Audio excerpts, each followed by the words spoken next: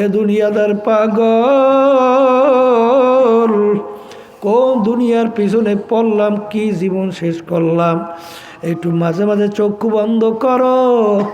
ফরিদপুর গেছিলাম, বড় এক ধনী মানুষ মারা যাওয়ার পর একজনে আমাকে বলে, হুজুর আরে যত অন্ধকার হয়ে আসতেছে, ঘরের ভিতর থেকে ডাক দিয়া বলে, তাকে রাত্রে লাশ মরা ঘরে রাখা যাবে না, কারণ ছোট ছোট বাচ্চারা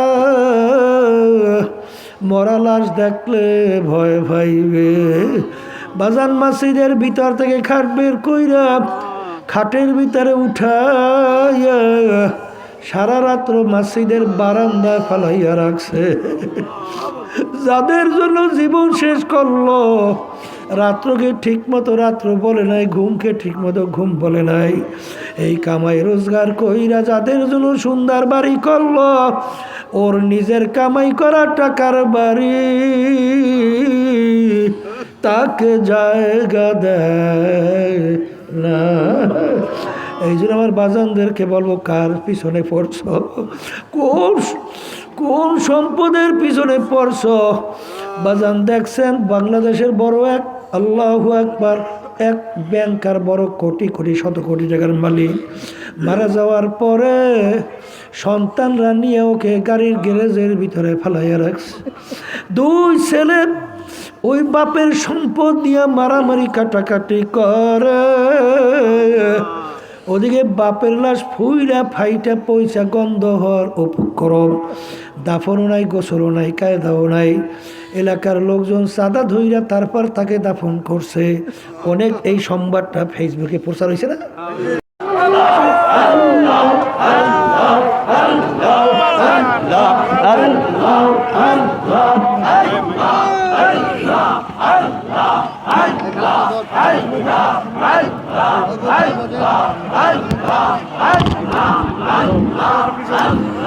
اللهم آمين اللهم آمين اگر از جانب معشوق نباشد کشش طالب عاشق بیچاره نرسد بجای ও মাবুদ গো, এক ফোঁটা পানি দিয়েই বনি আদমকে বানায়া এই দুনিয়াতে কয়েকদিন ঘুরাইয়া ফিরাইয়া আবার এই অন্ধকার কবরে নিয়ে যাইবেন। এই দুনিয়াতে আর কাহাকেও থাকতে দিবেন না।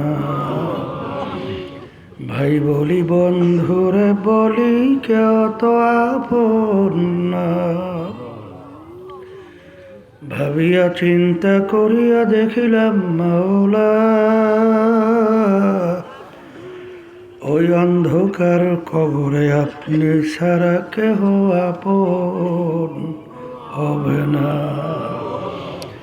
ربنا آتنا في الدنيا حسنة وفي الآخرة حسنة وقنا عذاب النار رب ارحمهما كما ربياني صغيرا سبحان ربك رب العزة عما يصفون وسلام على المرسلين والحمد لله رب العالمين.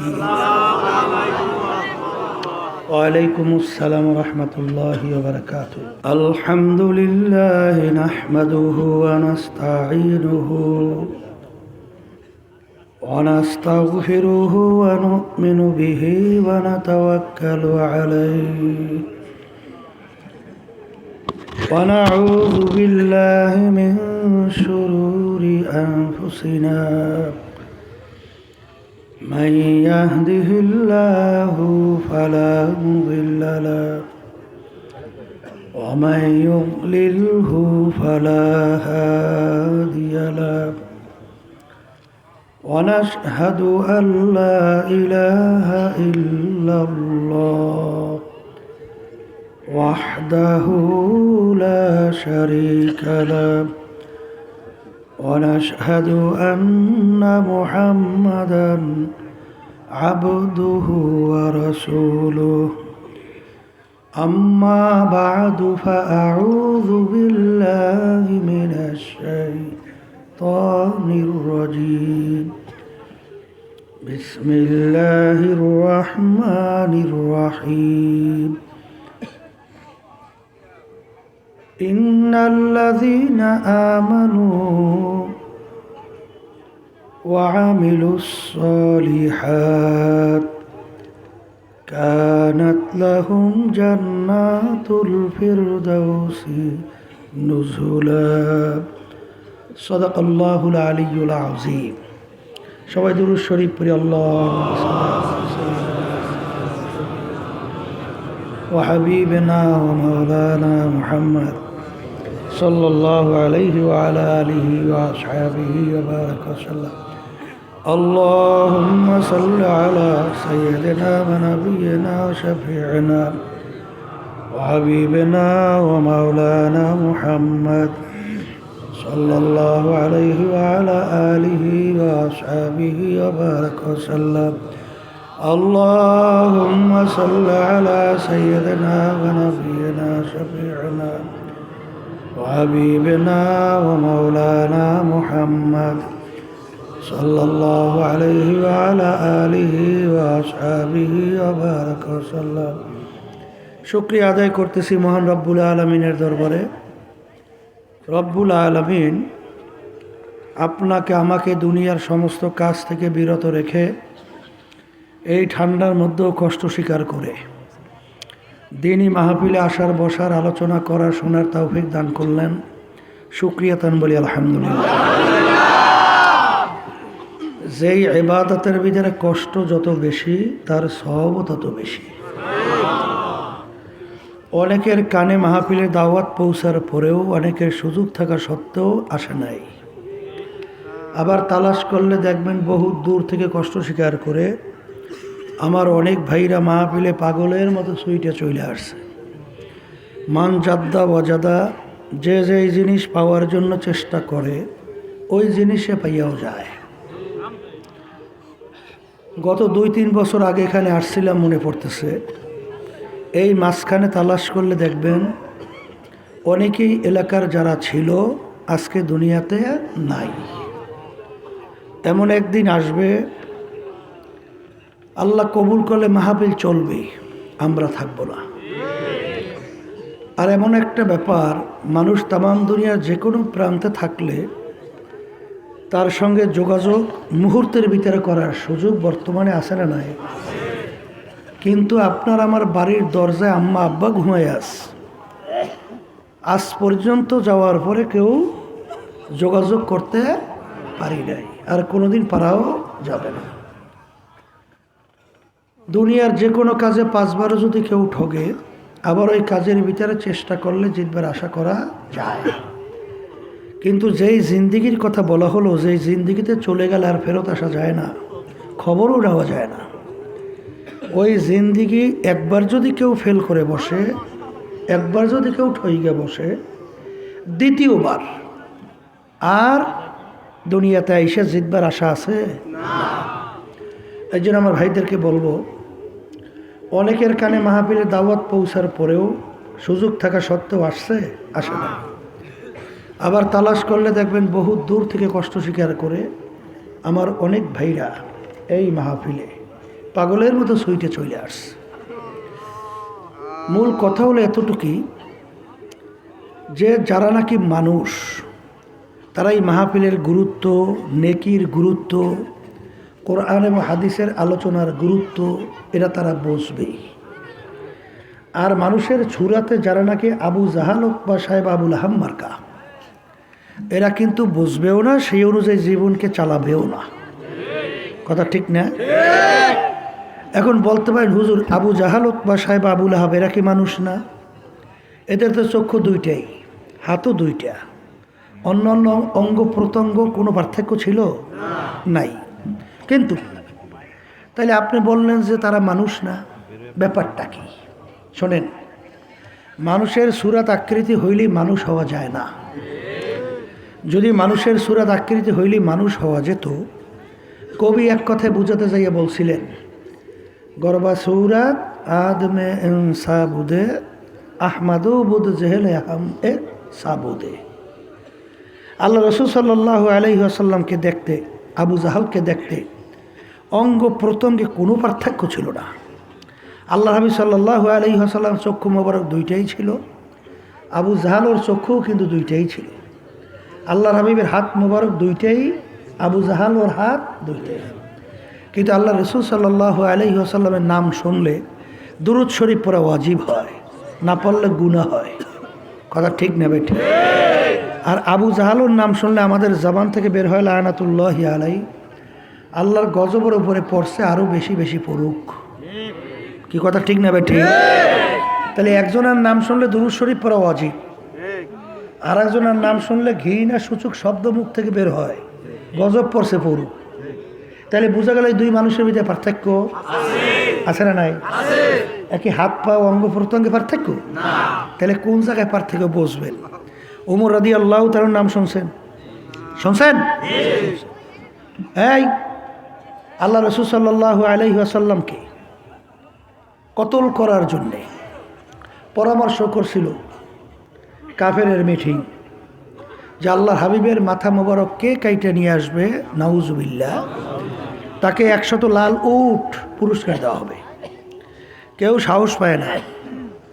কিন্তু ওমর রাদিয়াল্লাহু তাআলা আনহু তিনি কিন্তু খাপ থেকে তরবারি বের করে দাঁড় হয়ে গেছিল, আমি পারবো।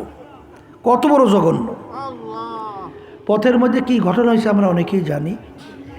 অল্প সময়ের ব্যবধান আল্লাহ রাব্বুল আলামিন তার জীবনের মোড় রাস্তা সব পরিবর্তন ঘটাই দিয়েছে।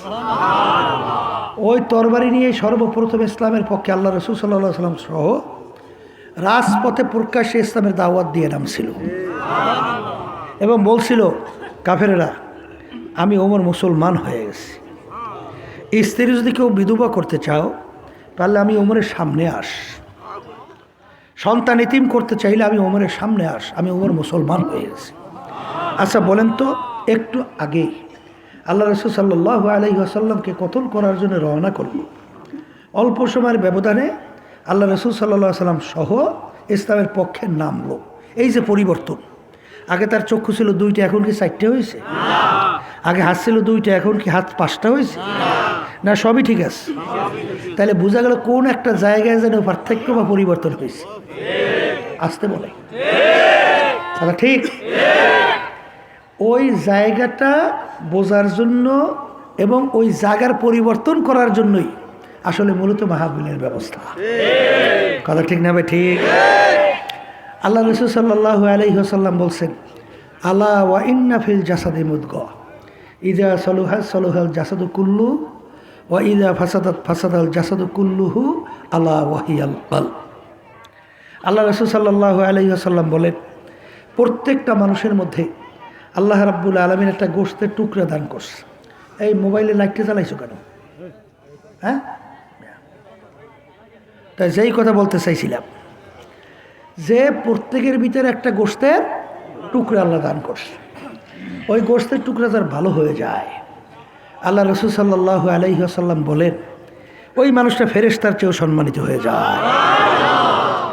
আর ওই গোশতের টুকরা খারাপ হতে হতে এক পর্যায়ে ওই মানুষটা কুত্তা শিয়াল শুয়োরের চেয়েও খারাপ হয়। ওই গোশতের টুকরার নাম হলো কলব। গোশতের টুকরার নাম কি? তাহলে এক কথায় মুখস্থ করেন, বলেন, যার কলব ভালো, বলেন, সে ভালো মানুষ। আর যার কলব ভালো খারাপ, সে খারাপ মানুষ। কথা ঠিক?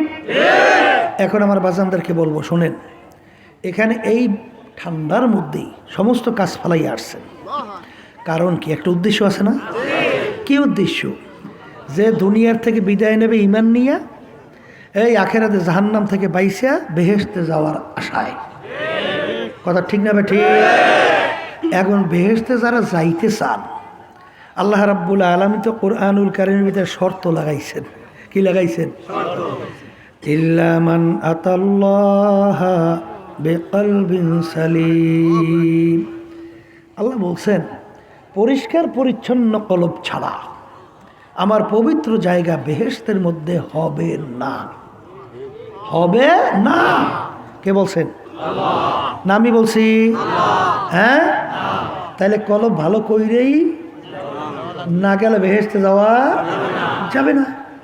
এখন আমার বাজানদেরকে বলবো, পর্দা আলে মা বোনরা যারা শুনতেছেন, বলতে পারেন হুজুর কলব খারাপ ভালো কিসে হয়? শোনেন, কলবের উল্লেখযোগ্য 10টা রোগ আছে। এই রোগগুলো যখন কলব থেকে দূর হবে তখন এই কলবটা ভালো হয়ে যাবে। এর ভিতরে একটা রোগের বলে তাকাব্বুরি। এক কথায় সংক্ষেপে বলছি, আমি ভালো, আমি বড়, আমি পীরের দিক থেকে বড়, ক্ষমতার দিক থেকে বড়, অর্থের দিক থেকে বড়, সম্পদের দিক থেকে বড়, সম্মানের দিক থেকে বড়, শিক্ষার দিক থেকে বড়, বংশের দিক থেকে বড়, এই জ্ঞানের দিক থেকে বড়, এই বিভিন্ন কায়দায় কায়দায় আমি বড়। এই অবস্থানটা যার ভিতরে যারা পরিমাণ থাকবে, আল্লাহ রসুল সাল্লাল্লাহু আলাইহি ওয়াসাল্লাম বলেন সে বেহেশতের ঘেরানো পাবে না, বেহেশতের ঘেরানো পাবে না। তাহলে এই রোগটা ভিতর থেকে দূর করা লাগবে। শোনেন, আমি ভালো, আমি বড়, এইটা বলা শক্তি দুনিয়া কোনো মানুষের আছে? মেয়া আছে? আছে? এই গুণাগার সারা মানুষ আছে কিনা? আছে কেউ? যে এরকম একটা লোক বাড়ি করতে পারবেন, সে বলতে পারবে আমি জীবনে একটা গুণাও করি নাই? পাবেন? যদি কেউ বলে সে মিথ্যা বলছে। কারণ আল্লাহ রাসূল কি বলছেন? কুল্লুকুম খাত্তাউন, তোমরা সবাই গুনাহগার, গুনাহগার ছাড়া কেউ নাই। তাহলে সবাই গুনাহগার। তা আপনারা আমার গুনাহ যে মাফ হয়ে গেছে এরকম সার্টিফিকেট গ্যারান্টি কেউ পাইছেন? তাহলে একটা গুনার বিনিময়ে জাহান্নামের শিকল লাগতে পারে? আসতে পারে না? তাহলে আমি ভালো বলার শক্তি কারো নাই। এই জন্য আল্লামা জিলি রহমাতুল্লাহি আলাইহি লেখছেন, কবরে যাইয়া মাপ পাওয়ার আগ পর্যন্ত নিজেকে নিজে একটা শুয়ারের চেয়ে ভালো মনে করা যায় না। আর একটা রোগের নাম বলে হিংসা, পর উন্নতি সহ্য করতে না পারা। এই রোগটা এমন একটা রোগ, এই রোগের কারণে তো যত এই যে তাকাব্বুরি হিংসার কারণেই তো যত ঘরের ভিতরে গণ্ডগোল, সমাজে গণ্ডগোল, রাষ্ট্রে গণ্ডগোল, সর্বত্র গণ্ডগোল। না ভুল বলছি? দেখেন না, বাংলাদেশের ভিতরে একদল ক্ষমতা গেলে আর এক দলের মাইরিয়া এসব তামাদামা করিয়ে ফেলায় হিংসা। কি? আর আল্লাহ রাসূল সাল্লাল্লাহু আলাইহি ওয়াসাল্লাম বলেন, হাসাদু ইয়াকুলুল হাসানাত। হিংসা এমন একটা রোগ যার ভিতরে থাকবে সমস্ত নেকি পাহাড় পরিমাণে যদি জমা থাকে সব হিংসার আগুনে জ্বালাইয়া একেবারে আমলনামা খালি করে ফেলবে। তাই হিংসা একটা রোগ, অন্তরের দূর করা লাগবে। কথা ঠিক? আর একটা রোগ হলো হব্বে যা, হব্বে মাল। বলেন, মালের মহব্বত, সম্মানের মহব্বত, পদের মহব্বত। এই রোগটাই খাইছে সব। কথা ঠিক কি রে? আল্লাহ রাসূল সাল্লাল্লাহু আলাইহি ওয়াসাল্লাম কি বলেন? হুব্বুদ দুনিয়া রাসু কুল্লি খতিয়াতিন। সমস্ত গুনার মূলই হলো এই দুনিয়ার মোহ। কিসের মোহ? বলেন বলেন। আচ্ছা, আমি বাজানদেরকে জিজ্ঞেস করি, শোনেন, এই যারা নাকি মুসলমান দাবি করিয়া নামাজও পড়ে, রোজাও রাখে, আছে না? এই হজও করে, জাকাতও দেয়, দান সাদকাও কম করে না, তাহাজ্জুদের নামাজও পড়ে, তাসবিহ মাওলার জিকিরও করে, কি করে না? ওদিকে এই বাংলাদেশের ভিতরে 100-এর ভিতরে 92 জন তো মুসলমান বসবাস করে না। মসজিদ জুমার দিন জায়গা থাকে? হ্যাঁ। আজানের শব্দে বাচ্চাদের ঘুম ভাঙে না? আজানের শব্দে বাচ্চারা মার করলে ঘরে যায়। এই দেশের মধ্যেই মুসলমান অনেক সন্তান এমন নীতি আদর্শ যেই দল লালন করে ওই নীতি আদর্শ যাই না সই না মানলে ঈমান থাকবে না। সেই নীতি আদর্শ বর্তমানে একটা হলো প্রচলিত গণতন্ত্র। প্রচলিত এর প্রবক্তা হলো আমেরিকার প্রাক্তন প্রেসিডেন্ট আব্রাহাম লিঙ্কন। বলছিলেন, government of the people, by the people, for the people. এক কথায় তিনি বুঝায় সমস্ত ক্ষমতার মালিক জনগণ। এখন আমার বাজানদেরকে জিজ্ঞেস করি, এই কথা যদি কেউ স্বীকার করে, বিশ্বাস করে সমস্ত ক্ষমতার মালিক জনগণ, এখন আপনি বলেন সে এখানে কামেল ইমানদার না? কি আছে? ইমান থাকে? ইমান থাকে? আমরা কি বলছি? খায়রিহি ওয়া শাররিহি মিনাল্লাহি তাআলা ওয়াল বাসি বাদাল মাউত। ভালো মন্দের মালিক, বাসাই না মালিক, মারুই না মালিক, রিজিক দেওয়ার মালিক আল্লাহ। মুখ খুলে বলেন আল্লাহ। এখন ওরা বলে ভালো মন্দ বাছাই না মারুন না মালিক জনগণ। আওয়ামী লীগ কইছিল না ক্ষমতা থেকে গেলে প্রায় 1,10,00,000 শেষ একদিনে, শোনেন নাই? ওবায়দুল কাদের বছরে লক্ষ লক্ষ শেষ। তাহলে এখন বাছাইন্য মালিক বানাইছে ক্ষমতাকে, আর ক্ষমতা থেকে জাউন্য বানাইছে মারুন্য মালিক। আপনারা বাংলা বোঝেন না, মানে আমি ইংরেজিতে বলিব না। তাহলে সব চুপ, ঠান্ডায় মনে হয় একটা সব অস্থায়ী, ঠিক না? আর বাছাইন্য মালিক কারে বানাইছে? হ্যাঁ, এখন আল্লাহ কি আছে? আল্লাহ ক্ষমতা আছে বাছাইন্য মালিক? তাদের কথা অনুযায়ী থাকে? তা যদি না থাকে তাহলে এই যে তারপরও যাই না শুনে এই দল করে, এই দল করার মূল কারণ কি বলে? হুব্বুদ দুনিয়া, কথা ঠিক? এই সম্মানের জন্যে, সম্পদের জন্যে, ক্ষমতার জন্যে, না ভুল বলছি? অর্থাৎ এই জন্য আল্লাহ রাসূল বলছেন হুব্বুদ দুনিয়া রাসু কুল্লি খাতিয়াতি, সমস্ত গুনার মূলই হলো এই দুনিয়ার মোহ, কথা ঠিক? অনেক সময় বলি বর্তমানে কিছু আমাদের মতো হুজুররাও আছে, এরা কিন্তু বিভিন্ন কায়দায় এই এদেরকে এক টেবিলে নিয়ে বিভিন্ন সময় বেপর্দা হইয়া তারপর কিন্তু চা নাস্তাও করে, মিটিং করে। এই পর্দা হুকুম ফরজটাকে আমি করছি, কোনো আলেম করছে, কোনো পীর করছে, আল্লাহ করছে, আমরা শুনাই, কথা বলে না, কথা ঠিক?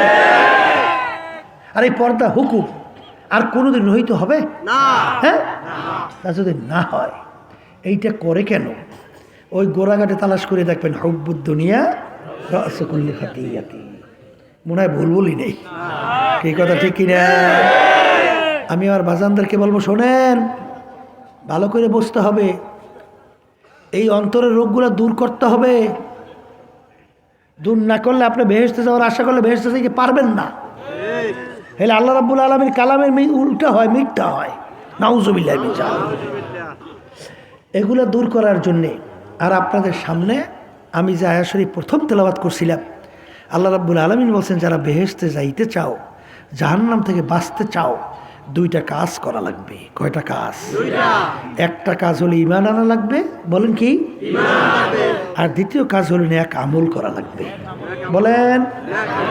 1 নম্বর, 2 নম্বর। এখন ঈমান কাকে বলে ভালো করে বোঝা লাগবে। বিশ্বাস, ঈমান মানে কি? এই বিশ্বাসটা থাকা লাগবে নির্ভেজাল, স্বচ্ছ। কারণ অনেক মুসলমান দাবি করে আমি ইমানদার, কিন্তু আল্লাহ রাসূল সাল্লাল্লাহু আলাইহি ওয়াসাল্লাম বলেন অনেক মুসল্লি নামাজ পড়ে তার ভিতরে ঈমান নাই, ঈমান নাই। আল্লাহ রাব্বুল আলামিন কোরআনুল কারীমের ভিতরে বলছেন ফাওয়াইলুল লিল মুসাল্লিন, মুসল্লি নামাজ পড়ে ওর জন্যই জাহান্নাম। এর কারণ কি? মসজিদের ভিতরে যায়, নামাজের ভিতরে দাঁড় হয়, বাজান কোরআনুল কারীম সূরা কেরাত তেলাওয়াত করে, করে না? এই রুকুর ভিতরে যাইয়া তাসবিহ আদায় করে সুবহান রাব্বিয়াল আযীম, সিজদায় যাইয়া তাসবিহ আদায় করে সুবহান রাব্বিয়াল আলা। কারণ কি? কাকে খুশি করে? আবার কর, কাকে খুশি করে?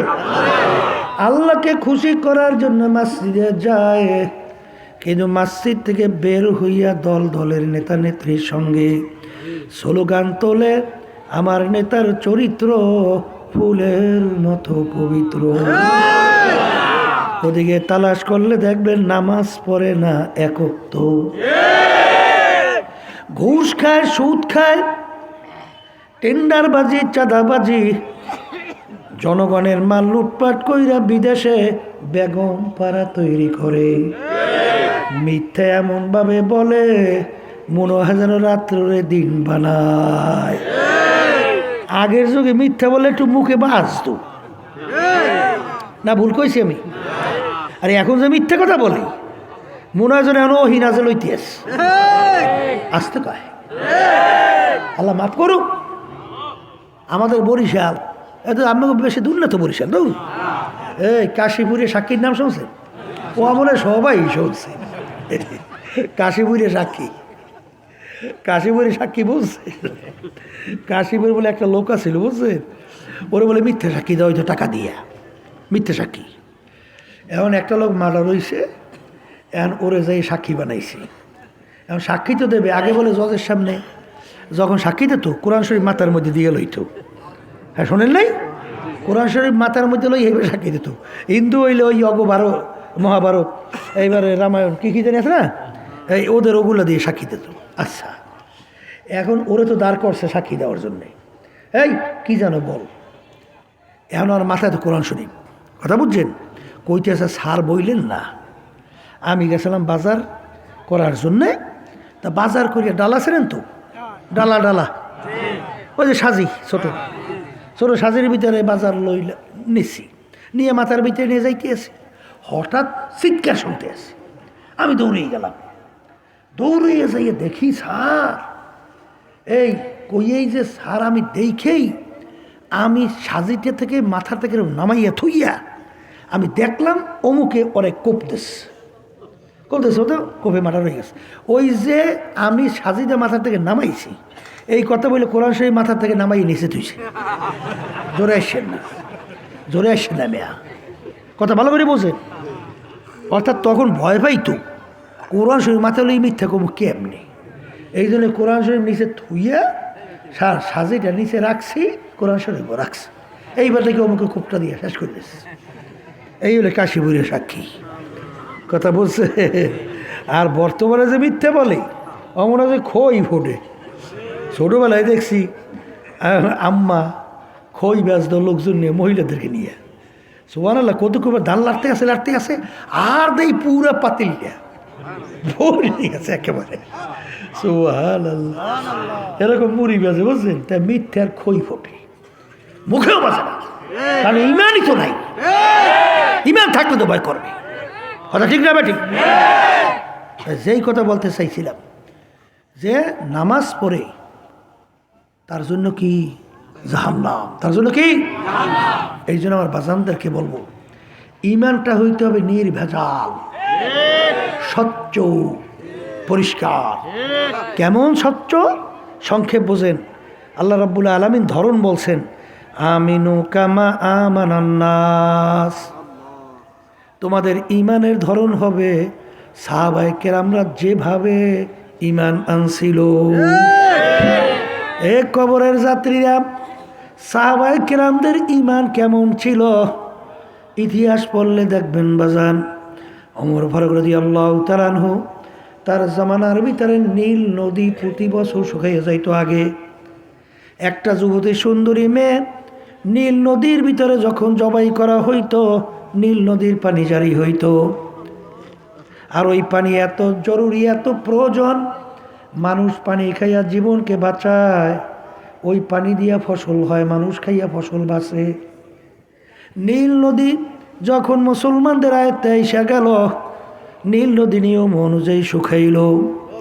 শুকাবার পরে নিয়ম হলো যুবতী একটা মেয়েকে জবাই করা। ইসলামে জায়েজ আছে? আসতে কন, নাহলে তো লক্ষ লক্ষ মানুষ মারা যায়। পানি না থাকলে লক্ষ লক্ষ মানুষ মারা যায়, ফসল হয় না। এখন আমাদের যুগ যদি হইতো, আল্লাহ মাফ করুক, হয়তো বা ফতুয়া বের হয়ে যেত যে লক্ষ লক্ষ মানুষের জীবন তো আগে বাঁচা লাগবে, তো একটা যান যায় যাও দে ধরে জবাই দিয়ে দে। কি ভুল কইনি মনে হয়? হ্যাঁ, তাদের ইমান কেমন ছিল? ওমর ফারুক রাদিয়াল্লাহু তাআলা আনহু বলেন ইন্না লিল্লাহ, কি বলছো? তাহলে একটা মেয়ে জবাই দেওয়ার মধ্যে নীল নদীর পানি আসা যাওয়ার ক্ষমতা আমার আল্লাহর ক্ষমতা কোথায়? এই কথা বইলে তিনি নীল নদীর কাছে চিঠি লেখে, হে নীল নদী,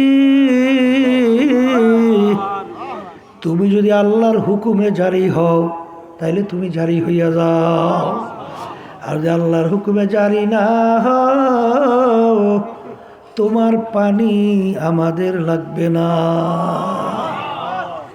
নীল নদীর ভিতরে চিঠি ফালাইতে কথার কথা দেরি, ফালানের সঙ্গে সঙ্গে আইসা চতুর্দিক থেকে নীল নদী পানিতে পরিপূর্ণ। ওই যে নীল নদী পানিতে ভরছে, আজ পর্যন্ত আর শুকায় না। এর নাম হলো ঈমান, এর নাম হলো ঈমান। শোনেন, আল্লাহ মাফ করুক আমাকে সবাইকে।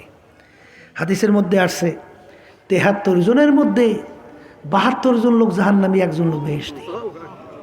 ১০০০ লোকের মধ্যে ৯৯৯ জন জাহান্নামী, একজন বেহেশতি। একই জিনিসটা বড় কঠিন না? আসতে কয়।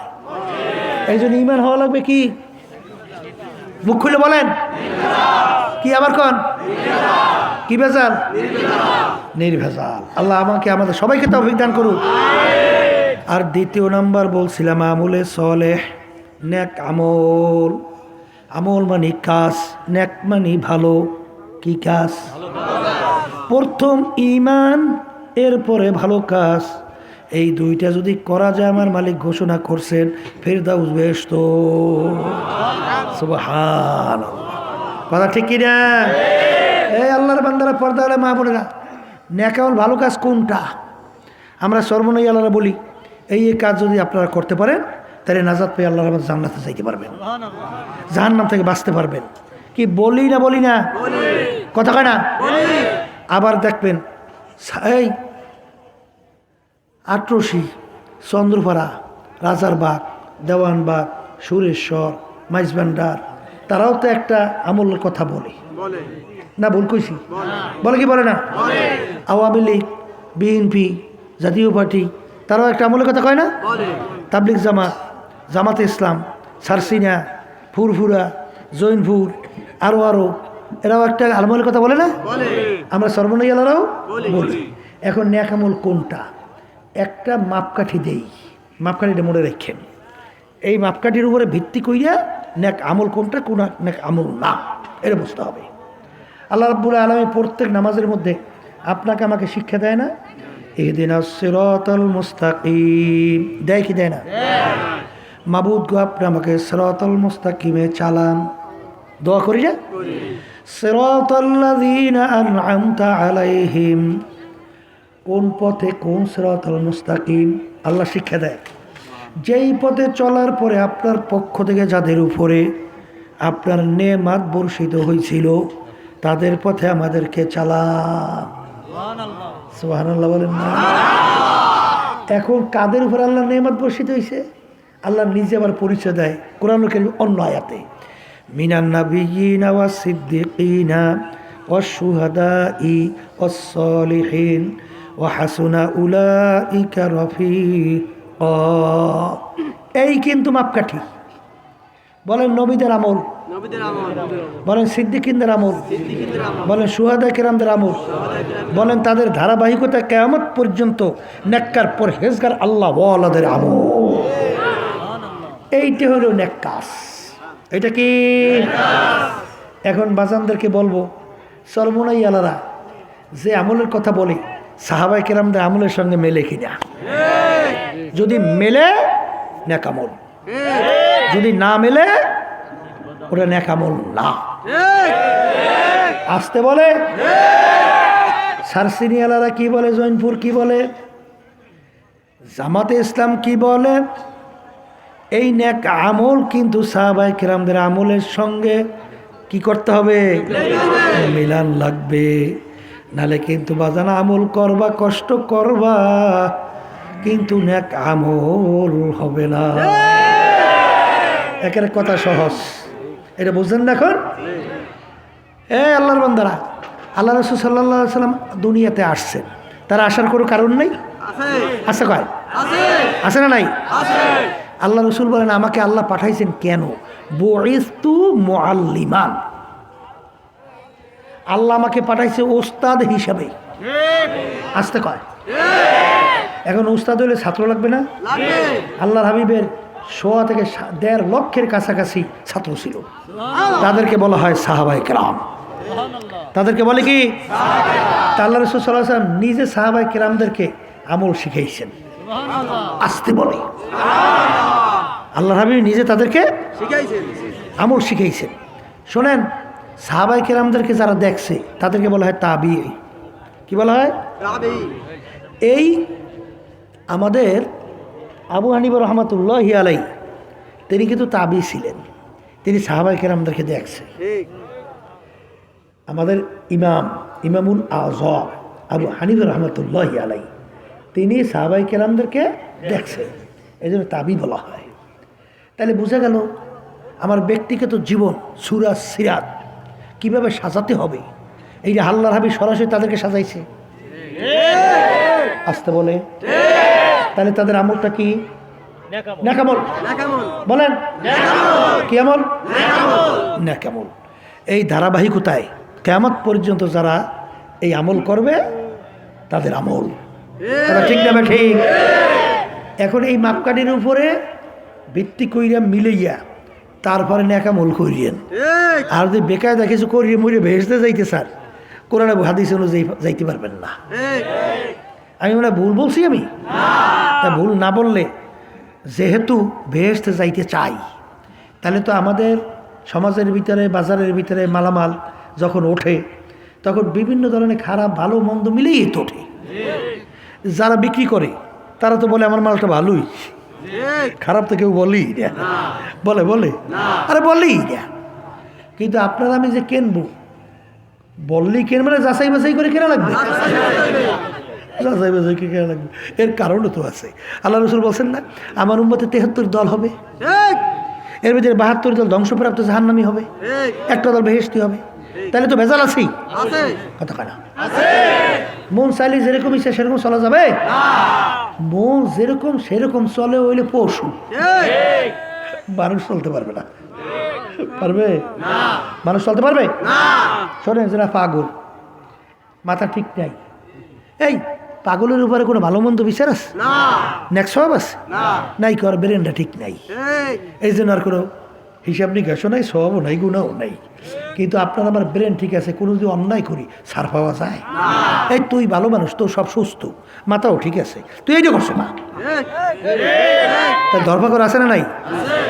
অনেকে আবার কয় কি, হুজুর আপনি হুজুর মধ্যেই এত দল, আমরা ওর ধারে কাছেও নাই, আমরা এই ভালোই গেছি। কত কায়দা!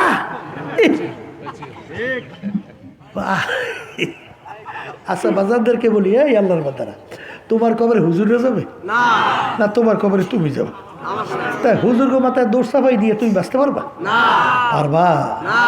তাহলে হুজুর গোবিতের বেজাল কে? এই কথা বলেন না? সর্বনাই মাহফিলে যান না? অনেকে তো যান না। সর্বনাই মাহফিলে আমার ছোটবেলা ছাত্র বয়সে মনে আছে, একটা চোর ধরা পড়ছে, চোর। সুবহানাল্লাহ, দেখলে মনে আল্লাহর খাস ওলি, এই সুন্নতি দাড়ি, পাঁচকল্লি টুপি, এরপরে পাগড়ি কান্দের মধ্যে, লাম্বা যাওয়া সুন্নতি, একেবারে মনে হয় যেন আল্লাহর ওলি। ধরা পড়ছে চোর, ধরা পড়ছে কি? তাহলে ব্যাপারটা কি? ও চিন্তা করছি এই পরিবেশের ভিতরে চুরি করতে হইলে এই লেবার সুরের ধরা ছাড়া চুরি করা যায় না। কথা ঠিক না ভুল? তাহলে শোনেন, ইহুদি নাসারা খ্রিস্টান ইসলাম বিদ্বেষী চক্র, ওরা কিন্তু বৈশা নয়, ওরা অনেক ইমাম সাজায়, অনেক আলেম সাজায়, অনেক পীর সাজায়, অনেক কিছু সাজাইয়া তোমার আমাকে ধ্বংস করার জন্য ইমানকে বিভিন্ন প্রক্রিয়ায় কাজ করে। এই জন্য তুমি আর আমি হুজুর দোষ দিয়ে যদি বাঁচতাম তাহলে তো ভালোই আছিল, কিন্তু কোনো হুজুরের দোষ দিয়ে বাঁচা যায়? অমুকের দোষ দিয়ে বাঁচা যায়? তোমার কবরের উত্তর তোমার দেওয়া লাগবে না, আমার কবরের উত্তর আমার দেওয়া লাগবে না। তাই এই জন্য আমার বাজানদেরকে বলবো, নেক আমল আর ঈমান। নেক আমলের নমুনা হবে কাদের? বলেন, আবার বলেন, এই ভুল করিয়েন না। আল্লাহ আমাকে আমাদের সবাইকে মাফ করে দাও। অনেকে আবার বলে, হুজুর চরমনাই যাবো কি? চরমনাই গেলে এক কষ্ট। বলে হ্যাঁ কি? বলে হুজুর ঘুষ খাওয়া যায় না, হ্যাঁ মানা করে। সুদ খাওয়া যায় না, হুজুর হ্যাঁ মানা করে। হুজুর বেপরদায় চলা যায় না, তাও মানা করে। হুজুর দাড়ি টাড়ি কামান যায় না, তাও মানা করে। হুজুর একটু এই চিত্ত বিনোদন টিতন করবো, একটু মেয়েদের এখানে চারডা মারটা মারমাটার মুখ একটু ডোল বাধ্য ভিডিও টিটে একটু চিত্ত, কত কায়দা কানুন, হুজুর হ্যাঁ মানা করে। এই চরমনাই যায় কেনা?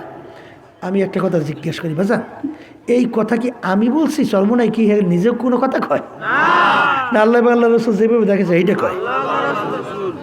তো সেইটা বলতেছে এমন কঠোর না সহজ, এত আমাদের বিষয় না।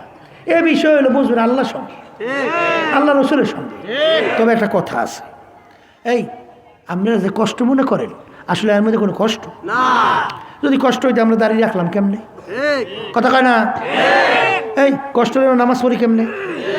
কষ্ট হলে লম্বা জামা গায়ে দিয়ে কীভাবে? কষ্ট হলে আমরা আল্লাহর হুকুম নবী তরি করে যে চলার চেষ্টা করি কেমনে করি? তাহলে বোঝালে এর মধ্যেও মজা আছে, নামাজের মধ্যেও। নামাজ মে ক্যা মজা হয় शेर झुका कर देख लो, जिक्र में क्या मजा है जाकिर से पूछियो, शाखे गुल में क्या मजा है बुलबुलू से पूछियो। আমার মালিকের জিকিরে কি মজা, নামাজে কি মজা। জমিদার রওনা করছে গোলাম নিয়া। বাজান জমিদার তো বড় শৌখিন মানুষ। কিছুদূর হাঁটার পরই জমিদার বলতেছে গোলাম একটু বিশ্রাম করবো, তারপর সামনে যাব। গোলাম বলে হুজুর ঠিক আছে, একটু বিশ্রাম করার পরে তারপরে সামনে যাব। ওদিকে নামাজেরও সময় হয়ে গেল। গোলাম তো নামাজ পড়ে, জমিদার শৌখিন মানুষ, সে তো নামাজ টামাজের ধারেও নাই। কথা বলছেন নাই? এখন গোলাম বলে হুজুর আমাকে একটু সুযোগ দেন, আমি একটু নামাজ আদায় করব। জমিদার টিটকেরে মারে বলে গোলাম তুমি নামাজ পড়া কি পাইলা? তুমি তো গোলাম গোলামি রইলা। আর আমি দেখো নামাজ টামাজ পড়ি না, আমার কত বড় স্টেটের মালিক, আমার কত শান শওকাত, আমার কত ক্ষমতা। গোলাম বলে হুজুর পা ধরছি, আমাকে একটু সুযোগ দেন, আমি একটু নামাজ আদায় করে আসি। টিটকারি সরে বলে যা যা। তিনি বসে অপেক্ষা করে, গোলাম তো নামাজ পড়তে মসজিদে গেল। সময় পর সময় যায়, গোলাম তো মসজিদ থেকে বের হয় না। জমিদার ডাক দিয়ে বলে গোলাম কেন আসো না? অনেক সময় হয়ে গেল। গোলাম ডাক দিয়ে বলে হুজুর আমাকে আসতে দেয় না। গোলাম যখন এই কথা বলল, জমিদারের কথার কথা মাথা গরম হয়ে গেল, পায়ের রক্ত মাথায়। এত বড় কার সাহস? আমার জমিদার স্টেটের মধ্যে আমার গোলামকে আটকাইয়া রাখতে পারে, এরকম সাহস কার? হাত দিতে দিতে মসজিদের কাছে গেল, যাইয়া বলে গোলাম তোকে কে আটকাইয়া রাখলো? গোলাম ডাক দিয়া বলে হে আমার হুজুর, হে আমার মালিক, যেই মালিক, যেই মাহবুব, যেই মাওলা, যেই আল্লাহ আপনাকে মসজিদে আসতে দেয় নাই, ওই মালিক, ওই মাহবুব আমাকে মসজিদ থেকে বের হতে দেয় না। আসসালাতু মিরাজুল মুমিনিন। এ আল্লাহর বান্দারা, পর্দালে মা বোনেরা, নামাজের ভিতরে যে কি শান্তি আমার মালিক রাখছেন, নামাজ না পড়লে বোঝানো যায় না। আমার মালিকের জিকিরের মধ্যে কি মজা, জাকিরিন ছাড়া কোনোদিন বোঝানো যায় না। সুন্নাত তরিকা চলার ভিতরে কি মজা, এই পথে চলার পথিক ছাড়া কাউকে বোঝানো যায় না। বাজান দাড়ি রাখার মধ্যে কি মজা, যারা দাড়ি রাখছে তাদেরকে ছাড়া বোঝানো যায় না। এই জন্য আমার বাজানদেরকে বলো, পর্দালে মামুনদেরকে বলবো, এক দাড়ি রাখার ভিতরে মজা, দাড়ি না রাখার মধ্যেও কিন্তু মজা। লম্বা জামা গায়ে দেওয়ার মধ্যেও মজা, লম্বা জামা না গায়ে দেওয়ার মধ্যেও কিন্তু মজা। এক মজায় খুশি হয় আল্লাহ এবং আল্লাহর রাসূল, আর এক মজায় খুশি হয় ইবলিস শয়তান। কথা ঠিক না বেঠিক? এই যে আর ভাইদেরকে বলবো, পর্দারে মা বোনদেরকে বলবো, অনেকে সুন্নাতের গুরুত্ব দেন না, কিন্তু বাজান সুন্নাত হইল ফরজের বেড়া। কিসের বেড়া? পরীক্ষা করিয়া দেখো, তুমি সুন্নতি দাঁড়িয়ে রাখছো, লম্বা জামা সুন্নতি গায়ে দেছো, সুন্নতের টুপি মাথায় রাখছো, এমনকি পাগড়িও বাঁধছ। এই সূরাতে কেউ সিনেমা হলের ভিতরে ঢুইকা সিনেমা দেখতে পারে? এই সূরাতে কেউ ঘুষ খাইতে পারে? আসতে কয় হ্যাঁ। এই সূরাতে রাস্তার ভিতরে যে কোনো একটা মেয়ের সঙ্গে ডলাডলি হাসাহাসি করতে পারে? মন চাইলেও পারে না। হ্যাঁ, মন চাইলেও পারে না। যদি এরকম সূরাতে কেউ সিনেমা হলের ভিতরে ঢোকে, সিনেমা দেখুন একদল আছে না, কইবে এই বেটা তুই তো হুজুর মানুষ, তুই সিনেমায় আসছো কেন? এ বেটা ভাই কি ভুল কইছি না ঠিক কইছি? রাস্তার ভিতরে যাইয়ে দেখেন বিভিন্ন পার্ক, এমন আচরণ যা কুত্তায়ও পারে না। আসতে কয় রাস্তার ভিতরে আচরণ করতে পারবে এই সুরত দুনিয়া? যদি কেউ এরকম তামসা করবে, এই বেটা তুই তো হুজুর মানুষ, কামটা করো কি? নফসের ব্যাপারে কোনো হুজুর নাই, খাজুর নাই। মনে করছেন আমরা হুজুর, আমাকে বুঝে ওইসব কিছু মনে চায় না। না আসতে কয় ও হুজুর কে এত মনে চায়, হুজুররা কি মানুষ নাই? ও মনে চাইবে কা কি? হুজুর খাজুর নাই, তোমার যা যা মন চায় ও মন আমাদেরও চায়। আমরা মানুষ না? হ্যাঁ, কিন্তু এই সুন্নাতের বরকতে আল্লাহ রাব্বুল আলামিন হারাম থেকে বাঁচাইয়া রাখে। কথা ঠিক কিনা? এই জন্য শোনেন, আল্লাহ রাব্বুল আলামিন পর্দা যে ফরজ করছে কেন? বলে জেনার কাছেও যাইও না, কারণ জানে ওখানে গেলে ফিরতে পারবে না। কেন? মালিক বানাইছে, মালিক বোঝে না? কথা কয় না, এ বোঝে না যে আমার বন্দা কোনটা ফেরতে পারবে, বান্দি কোনটা ফেরতে পারবে, কোনটা পারবে না? এ মালিক বোঝে না? কি জোরে কর। এই জন্য কাছে কাছেও যাই ওটাইও না। কি জোরে বলেন, কথা ঠিক কিনা? এই জন্য আমার বাজানদেরকে বলবো, পর্দা আলাই মা বোনদেরকে বলবো, যারা ইমানদার ওই হাদিস তাদের কানের ভিতরে ভাসবে। আল্লাহ রাসূল সাল্লাল্লাহু আলাইহি ওয়াসাল্লাম বলছেন, যেই হারাম মালের দ্বারা রক্ত এবং গোশত তৈরি হবে তার জায়গা জাহান্নাম ছাড়া হবে না। তামাম দুনিয়াও যদি তার পায়ের উপরে ফেলায় রাখা হয়, আল্লাহর ফজল ও করমে হারামের দিকে তার এক কিঞ্চিত নজর যাবে না। কারোর সাথে ইমানদার, সে কি? আর সে তো এই হাদিস বিশ্বাস করছে। আল্লাহ রাসূল বলছেন, হারাম মালের দ্বারা রক্ত এবং গোশত তৈরি হবে তার জায়গা জাহান্নাম ছাড়া হবে না। কথা কয় না? দুনিয়া যদি সব পড়িয়ে থাকে তারপরে তাদের থেকে ফিরাতে পারবে না। সাহাবায়ে কেরাম থেকে পারছে? আসতে কয় তাহলে ঈমান আনা লাগবে সাহাবায়ে কেরামদের ধরন। এই জন্য আমার বাজানদেরকে বলবো, পর্দা আলাই মা বোনদেরকে বলবো, কথা কিন্তু সংক্ষেপ। কবরও কিন্তু কোনো দলাদলি নাই। কেউ যদি পরিচয় দাও আমি চরমোনাইয়ের মুরিদ, এই পরিচয় কিন্তু কবরে চলে না। কারণ কবরে কিন্তু প্রশ্ন তিনটা, মান রব্বুকা ওয়া মা দীনুকা ওয়া মান নাবিয়ুকা। রব সম্পর্কে জিজ্ঞাসা করবে, ধর্ম সম্পর্কে জিজ্ঞাসা করবে, আর আল্লাহর হাবিবকে দেখাইয়া বলবেন মান হাযার রাসূল। এই তিন প্রশ্নের মধ্যে কোথাও পাইলেন তুমি চরমোনাইয়ের কিনা? পাইছেন? স্যার সিনিয়র, ফুরফুরা, জৈনপুর, জামাত ইসলামী, সুরেশ্বর, চন্দ্রবাগ আছে? তুমি আওয়ামী লীগ, বিএনপি আছে কোনো পরিচয়? এই কবরের যাত্রীরা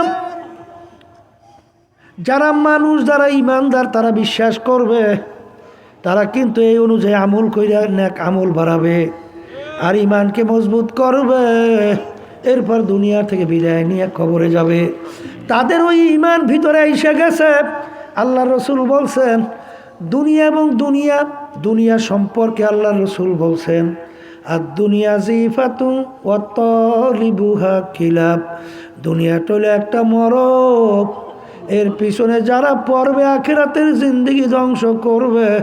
আল্লাহ রসুল বলেন এরা দুনিয়ার কুকুরের দল। কি দুনিয়ার ভিতরে যত কিছু দেখেন সব বলে একটা মরক, মুর্দা। আপনার কাছে মুর্দার মূল্য আছে কি? কিন্তু বর্তমানে এক শ্রেণী আমার বাজার না চেয়ারম্যান হওয়ার জন্য পাগল, মেম্বার হওয়ার জন্য পাগল, এমপি হওয়ার জন্য পাগল, সভাপতি সেক্রেটারি হওয়ার জন্য পাগল। আসতে কয় না, ভুল কইছি? হ্যাঁ, এই পাগলের দলেরা এমপি মন্ত্রীতে করবা কি? যখন মায়ের পেট থেকে দুনিয়াতে আসছো ল্যাংটা না কাপড় চোপড় লইয়া? এই প্রধানমন্ত্রী যখন দুনিয়াতে আসছিল ল্যাংটা না কাপড় চোপড় নিয়া? প্রেসিডেন্ট যখন আসছে ল্যাংটা না কাপড় চোপড় নিয়া? ভাগ্যের বিনিময় কেউ বা প্রেসিডেন্ট, কেউ বা সাধারণ জনগণ রাস্তার ফকির। না ভুল বলছি? কবরে যাওয়ার পরে আল্লাহু আকবার, অনেক বাদশা ফকির হইয়া যাবে, আর অনেক ফকির আল্লাহর ফজল করবে, বাদশা হইয়া যাবে।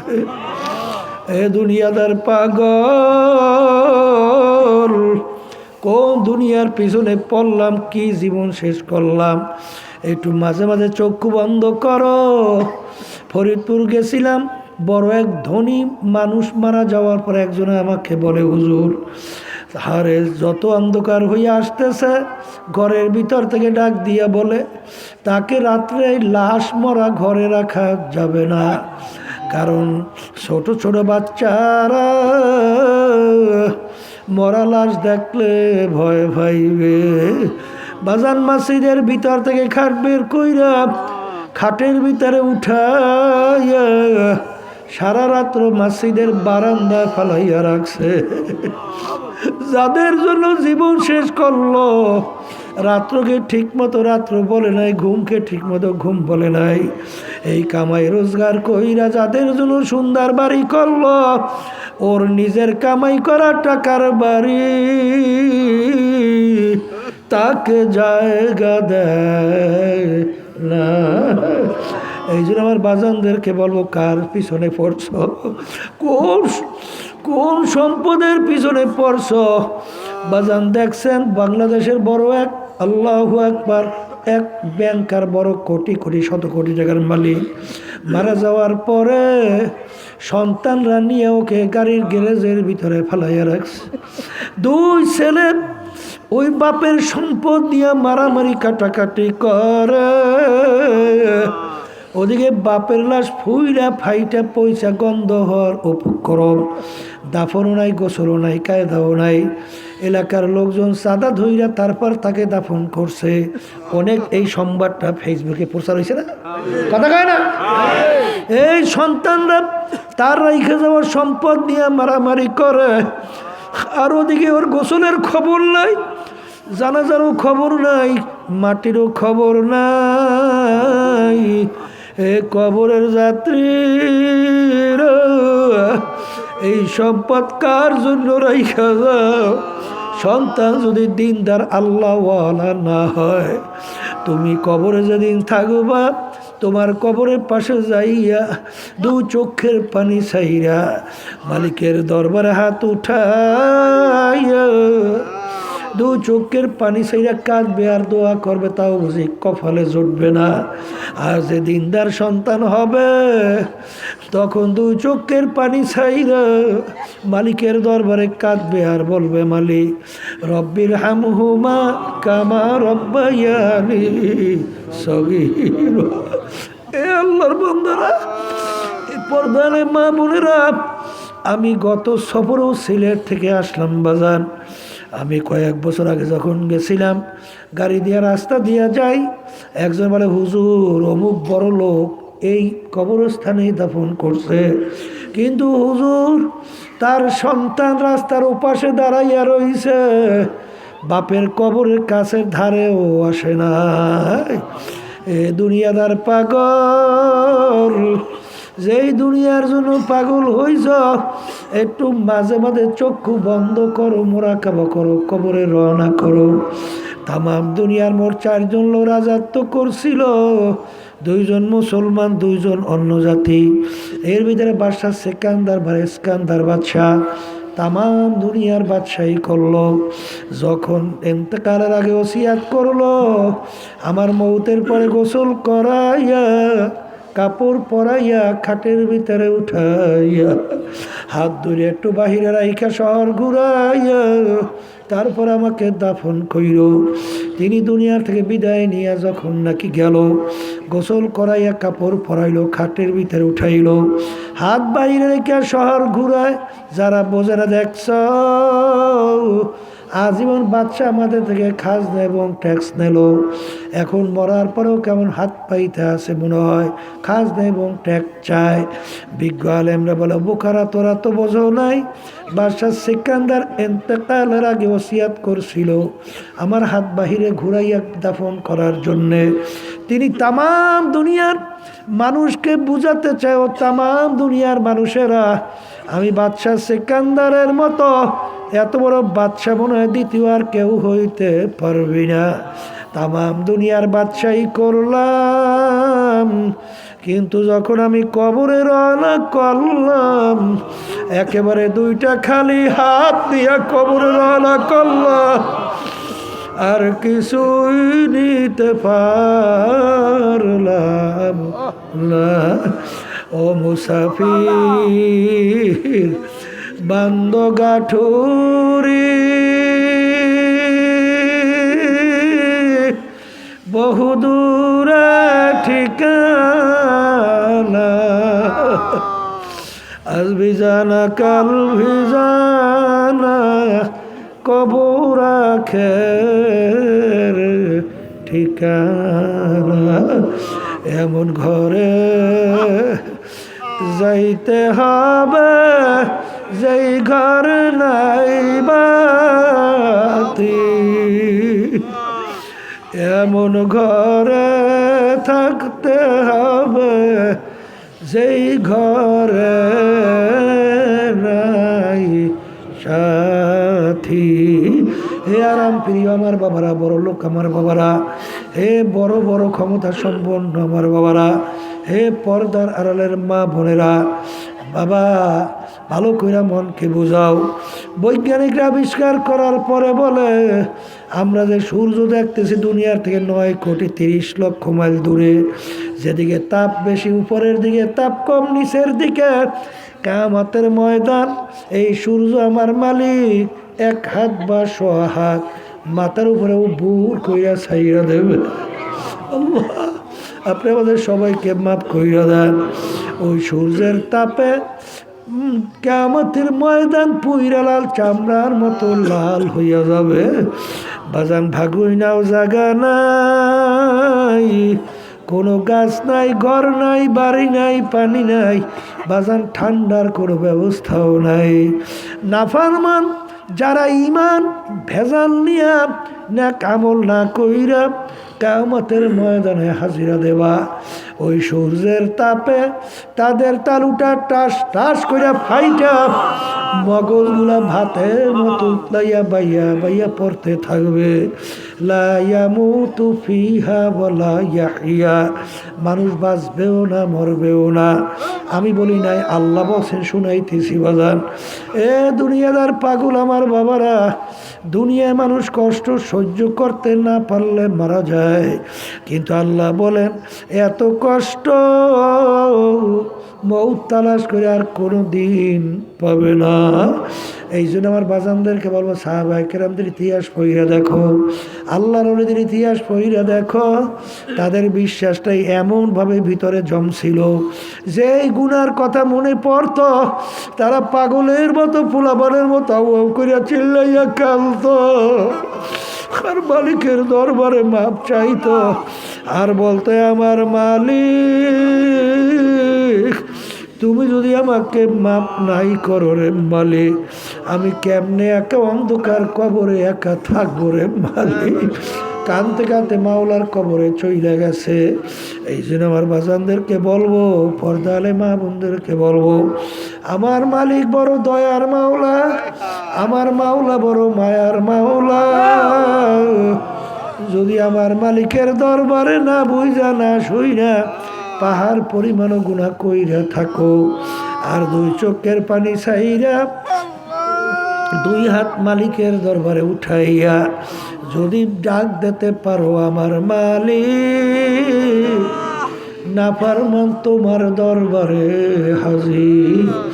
ডাক দিতে দেরি আমার মালিক তোমাকে আমাকে মাফ করতে মোটেও দেরি করবে না।